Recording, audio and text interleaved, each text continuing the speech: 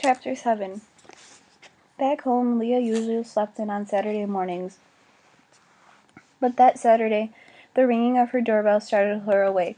She grabbed her robe and stumbled to the door, peered through the peephole, and saw Ethan standing on her doormat. She unlocked the door and pulled it open. "Well, hello," she said, not hiding her surprise. "I didn't expect you." He took a step forward. "I'm sorry, I have awakened you." "It's okay, really, come in." I have come to call on you." He held his straw hat in his hand. Leah glanced out the door, half expecting to see his buggy down in the parking lot.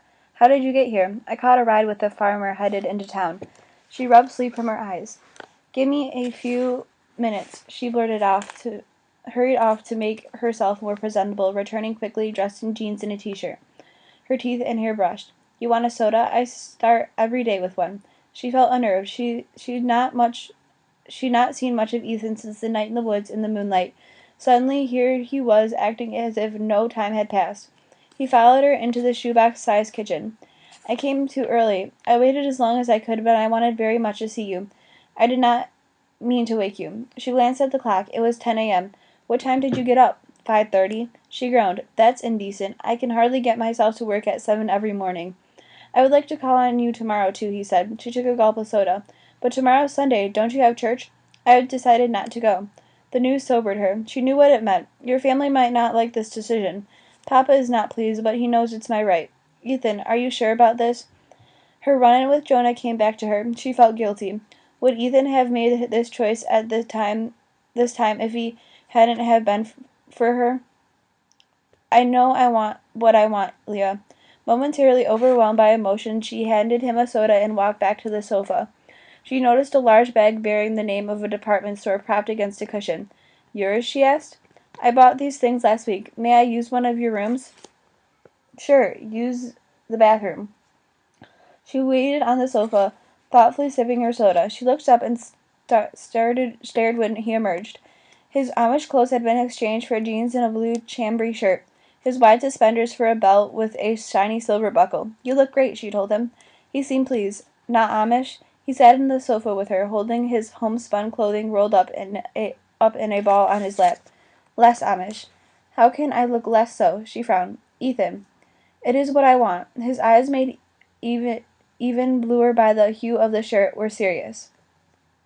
She cleared her throat. "You probably need a stylist to cut your hair."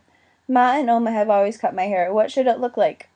"We can look through some magazines at guys' haircuts. There's got to be a stylist in town who can cut—" "I cannot," Ethan interrupted. "Not in Napanee. It would shame me." She thought for a moment. "Look, I have to go in for a checkup in Indianapolis at the end of the month. Maybe you could come along and get your hair cut there." His expression turned to one of concern. "You should not have to go for this checkup alone." "It's no big deal," Leah said, but deep down she knew it wasn't the truth. She was scared about the checkup. Often her knee throbbed at the end of her workday. She didn't want bad news from her doctor, and she certainly didn't want to hear it herself. Ethan scooted closer. "My haircut is not important. Would you like me to go with you to your appointment?" "I'll have to go during the week because of testing. What about your farm work?" "I wish to be with you, Leah." "I'm supposed to get a letter telling me when to report, so I'll let you know." "Thanks so much, Ethan. It's nice of you to offer." She felt greatly relieved at not having to go by herself. "I plan to see Molly. You remember her, don't you? The nurse who was so nice, whose sister's diary Gabriella helped us find?" "I remember her." Leah took the bundle of clothes from his lap, running her palms over the rough weave of his white shirt and black trousers. The pant had no cuffs and only buttons. No zipper, because zippers were considered prideful. She wondered if Ethan could put off his Amish upbringing as easily as he had the clothing. She picked up the bag, saw several other shirts and pairs of pants, and dumped the old clothes inside. "So," she said, "what would you like to do today?" "Isn't that a VCR machine?" He pointed to the piece of equipment sitting on the shelf under her TV set. "Sure is. Neil insisted I have one in case I had nothing to do when I wasn't working." "Can we rent some movies? I have been with my friends and seen movies before, but now I want to see many more." "We can go as soon as the video store opens, but first how about breakfast?" "I haven't eaten, and if you've been up since 5:30, you must be hungry." They went to the closest fast food restaurant, where Leah ordered a biscuit and a soda, and Ethan ordered pancakes, biscuits, eggs, bacon, 2 cartons of milk, and a container of orange juice. "You're going to eat all that?" she asked when they were settled at a table. Isn't it good to eat? Of course, but I'd weigh as much as a horse if I ate like that. He laughed. You were prettier than a horse, Leah. She giggled. Thanks, I think. Leah drove with Ethan to the video store after breakfast. Together they pored over the titles. If he picks up one she thought might embarrass them both, she shook her head. Once they returned to her apartment, she made popcorn and popped a video into the machine. They sat on the floor and spent the afternoon nibbling on snacks and watching movies. Leah couldn't decide what was more interesting, watching the movies or watching Ethan watching the movies. He mostly laughed at sight gags and pratfalls, rarely at verbal humor. Sometimes he even asked her what an actor meant in a scene with the dialogue. His naivete and unworldliness amazed her, and even though he could tell her once that he tried English things, she began to wonder just how much he'd actually done. Still, it felt good to be with him. When they had watched the 3 movies in a row, afternoon had turned into evening. Ethan said, I am hungry. Where shall we go to eat supper? You've been eating all afternoon. Leah felt slightly ill from her pig out on junk food. How can you be hungry? He shrugged. It's a mystery, but I am. A grin split his face. Let us try another place with fast food. She groaned, but minutes later they were driving down the road in the convertible.